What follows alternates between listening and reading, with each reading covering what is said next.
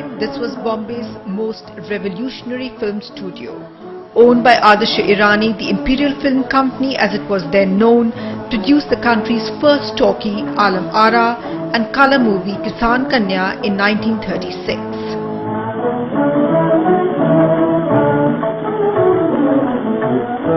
The story, script and dialogue of Village Girl were by Saadat, Hasan, Manto, whose later work on the tragedy of partition made him a household name and one of the subcontinent's most controversial authors.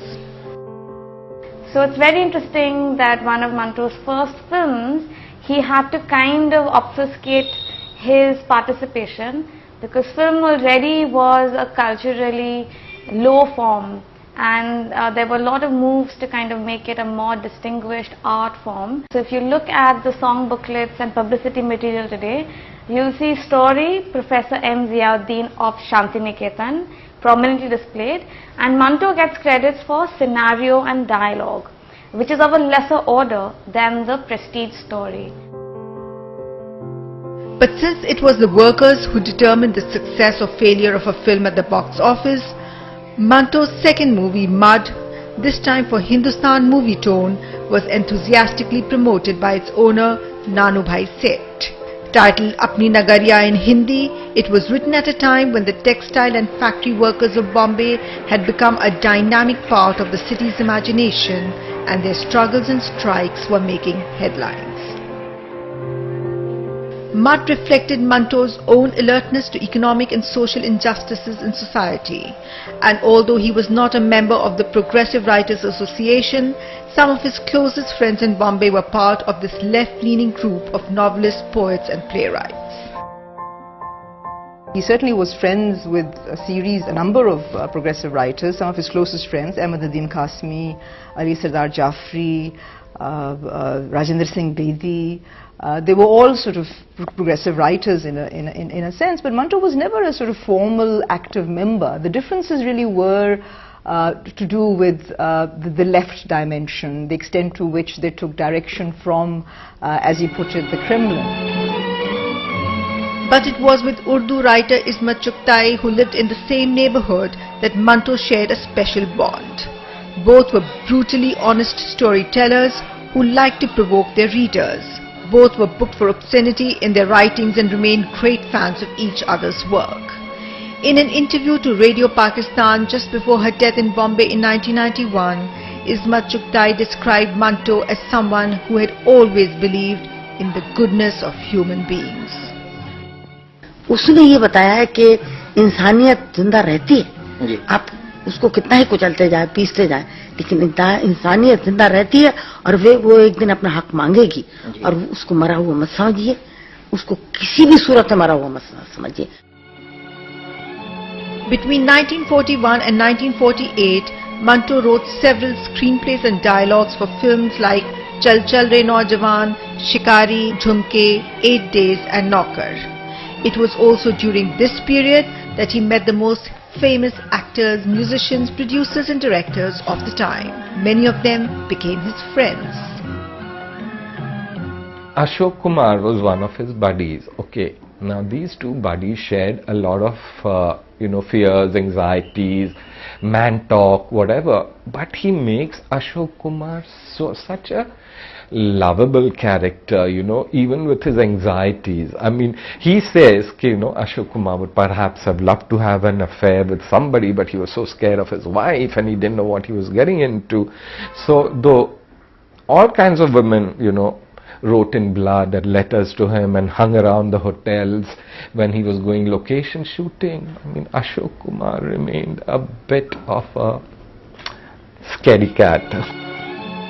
When Manto left Bombay, Ashok Kumar was heartbroken. He tried very hard to ask him not to go, but he went, and I think he was not very happy there himself. He asked him to come back because he started in Bombay Talkies, and he was very keen that Manto come back even after having gone there. But somehow Manto never returned, and Papa was very saddened by the thought that he had gone. He was extremely attached to him, and I think he shared a lot of interests with him also, like astrology and lot of other little things, Another close friend was the actor Pran, who got his big break in Bombay talkies Ziddi after Manto spoke on his behalf to the film's director Shahid Latif, who was also Ismat Chughai's husband. Ziddi launched Devanand as a hero and Kishore Kumar as a singer. On moving to Lahore, Manto began writing intimate portraits of these film stars in an Urdu daily. His style was gossipy, even malicious, but always truthful. Not everyone was pleased. He actually has a very notorious reputation in Bombay even today in some circles. So when I interviewed a couple of actresses from the 1940s, when I say Manto to them, their first reaction is, "Oh Manto, that slanderer."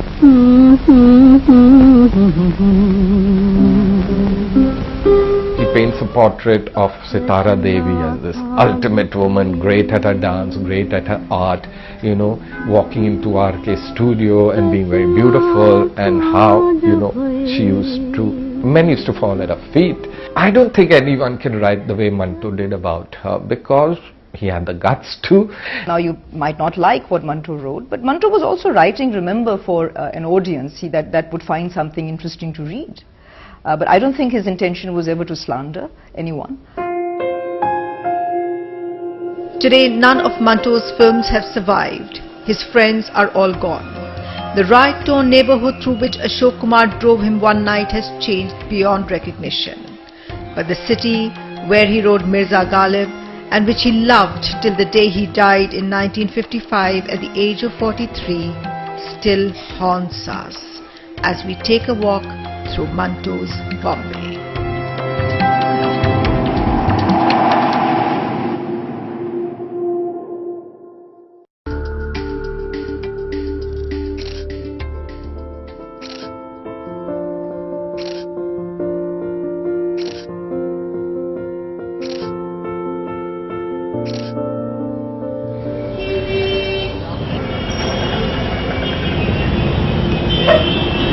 Saadat Hasan Manto came to Bombay in 1936 to edit The Painter, a weekly magazine.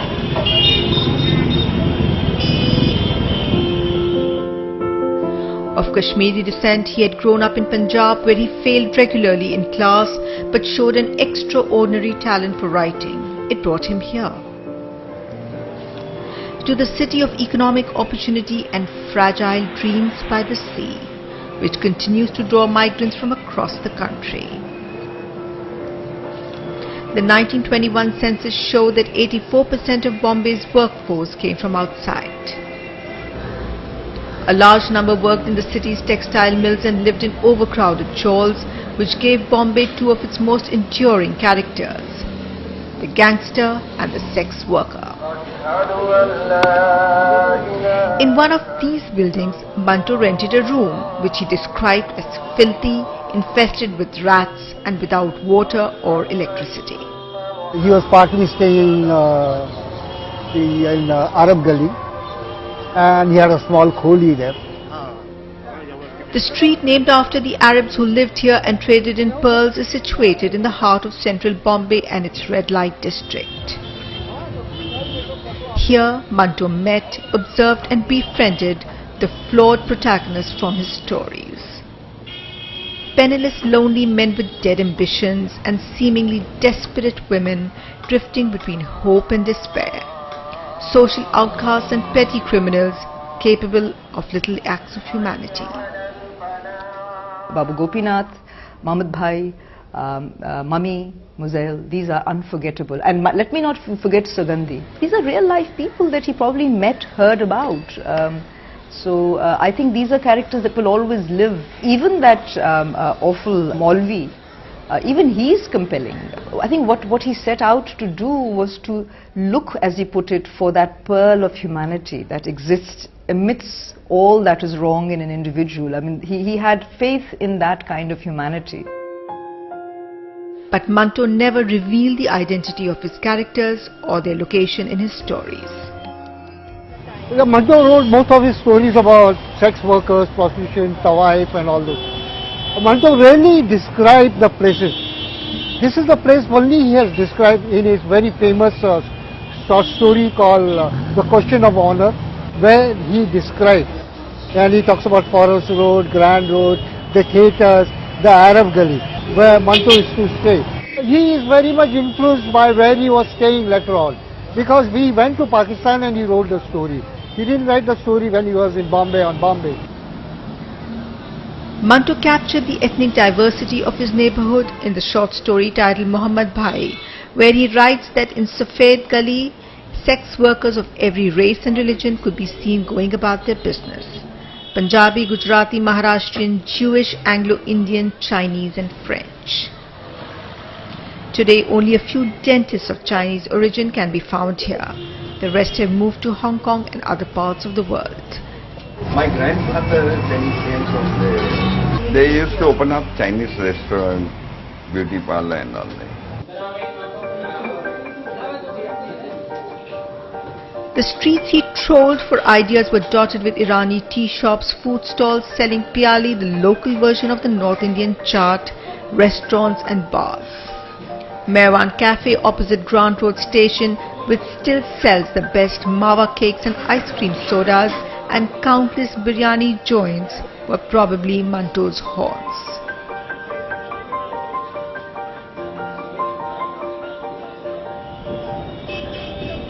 But the only reference he makes to them is in Siraj, a story set near the Nagpada police station. In those days, this was the most popular restaurant. And still it is most popular restaurant for its kebab. In one of the Manto story, where some guest has come to his house and he says, "Jaake kebab leke aao wahan se." We were refused permission to shoot inside the restaurant once called Savan. Outside the cop stand watch. This is the nursery of some of Bombay's most famous and dreaded dons. From Kareem Lala to Chhota Shakil, Asif Batla, Arun Gauli, Amar Naik and Dawood Ibrahim. They all started their underworld careers in the lanes of Nagpada and its fringes. Their families continue to live here. But in Manto's time, it was different. So the whole area, the Jewish people were staying here. And most of the Jewish people who were staying here were character actors and all. Amar used to be here. Nadira was staying here. The most famous foreign actress Merle O'Brien was staying here, and she acted in a movie called Thief of Baghdad. She later got married to Alexander Koda. Their films were released in the best theatres of the time, located in and around Grant Road. The Majestic, where India's first talkie Alam Ara was screened, the Alfred, Gulshan and Liberty. While the Majestic was knocked down to make space for a residential building, the others are struggling to survive by showing B and C grade Hindi films. By 1940, Manto left Bombay for Delhi only to return after 18 months. By now he was married and began living with his wife at Adelphi Chambers on Clare Road in Baikala, then a posh suburb of the city. Adelphi Chambers is now the Ismailia Cooperative Housing Society, where few people have heard of Manto, and sadly there is no memory of the man who lived here more than 6 decades ago. No curiosity either, only a strong middle-class suspicion of the outsider, which prevents us from filming inside the building complex. Manto used to stay here. This was a hotel called Adelphi Hotel. In those days it was a great hotel. All the Britishers used to stay. It almost when the big hotels were not there. This was the place where Ashok Kumar, Nargis mother, you name it, everybody used to come here. K. Asif came and met him. They were trying to ask him to do a script for them. Manto used to like this place. He had a very crowded house he had. He used to take a single page in the crowd. He used to write first Bismillah Rahman Rahim, that is 786, and he used to start writing. The crowd, the noise didn't disturb him at all. Why did he like this place? This was the most important place. It was a suburb of Bombay and a very beautiful suburb. All the Europeans were staying here. The railway workers were staying here. The Christians were there. The Israelis were there, or rather the Jews were staying here. There were a lot of schools here. And he used to commute from here by train to Filmistan, Bombay Talkies, so many other places, because those were far off and there are connection of trains here. The one closest to Manto's home was the studio of the Imperial Film Company near Kennedy Bridge, where he had started his career. This neighborhood remained a favorite hangout of Manto's even after he stopped working with them. The Kennedy Bridge was very popular in as far as Urdu language was concerned. They were called Pawan Bridge. The area you can see is very famous for always anybody says he wants to go to Jinnah Hall or Congress Hall. And there is a Queen Mary School is there. Manto in is one of his stories. We call three statement. He goes to a urinal in the Congress Hall. And for Manto, urinal was the most important thing because the graffiti was there. And it gave me my idea of the whole area, what the whole area was. The bridge, named after the British railway engineer Colonel John Pitt Kennedy, overlooked the homes of Bombay's most famous courtesans. Until recently, some of the best-known singers and teachers of Hindustani classical music lived here. I believe Munni Bai lived there, and she was Amir Khan Sahib's long-term companion, and she was a great singer. And you know, the story has it that he would visit her there very regularly. I think even lived with her for a while. Kesar Bai lived. Kesar Bai, who's Dhondutai's teacher, who's also from this background, lived in the Laburnum Road area, which is just off Kennedy Bridge. The Kennedy Bridge area was one set of buildings below the bridge, but it sort of extended quite beyond that. I think it was a whole part of town which like went into that Grant Road area where the old film studios and film theatres were. I think by the 70s and the 80s, I think by then the arts had moved into a more gentrified space. Perhaps these women were just sort of relegated more into the business side of it rather than the arts. Manto left Bombay for Lahore in 1948, soon after partition and long before it began to change, but remained to the end of his life obsessively in love with the city. It is believed Manto made up his mind to go after hearing that Ashok Kumar was receiving hate mail for employing Muslims in Bombay talkies. But the truth was not quite as simple. The angst about Manto's move, at least in India, stems from an insistence on seeing Manto through the prism of the nationalist paradigms. As he himself has left documentation and his own writings, he was at Bombay talkies. He was very close to Ashok, whom he used to call Dadamani. He was very close to Vacha. He was, I mean, you know, at that stage, Bombay talkies was almost sort of dominated by Muslim writers. I mean, men like Kamal Amrohi, whose Mahal got chosen as their first sort of kind of primary project. And then I think what Manto couldn't take was when his very dear friend Isma Chughtai Ziddi got chosen over his. So you see, it was being overlooked in part, but perhaps most importantly, he left for family reasons. Once he went, and then the cumulative effect of the violence of partition made it difficult for him to leave, especially since his wife did not want to go back to Bombay. I mean, it wasn't as if he had, I mean, the so-called secular Manto had given up his, his cosmopolitan vision. Meanwhile, Bombay lived up to its name as the city that asked no questions, expected no answers, but quietly mourned its loss. जब तुम ही चले परदेस लगा कर ठेस तो प्रीतम प्यारा दुनिया में कौन हमारा